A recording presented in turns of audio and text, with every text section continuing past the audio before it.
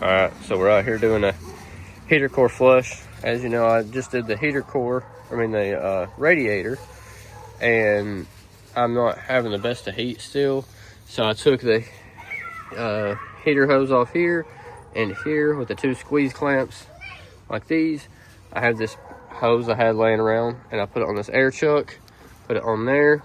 I put this on there and got it pretty tight. Then I have the other the other heater hose coming off and into this, and I'm putting water in and flushing it, putting water in and flushing it. And so far, this is what I've come up with. It's come out of there. This all come out of the heater core. Even though I just did a coolant flush, like all kinds of chunkiness, like dirt, mud. It looks like chunks of nasty stuff that's been there for God knows how long. So that's what I'm doing now. We're gonna see if we can't get some heat in here. If that don't work, looks like we're gonna be looking into some them vacuum lines and stuff all up in here and going up that way and go from there, because the thermostat's new, thermostat's opening up and all that good stuff. So we'll get her figured out. Let's see what we can get done here. Don't just jump into it full blown, because you'll bust the hose off. You just gradually do it.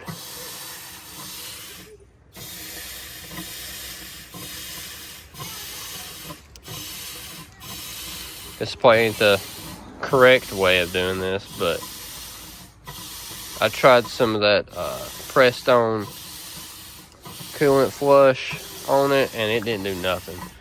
So I'm gonna see if this works. If not, what I'll do is I'll take these, I'll put some CLR down in there, let it sit in the radiator for a couple hours.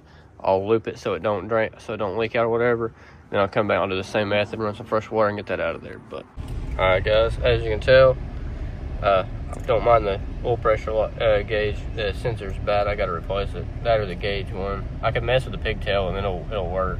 So it holds about 40 to 50, but the temperature hand's about where it needs to be.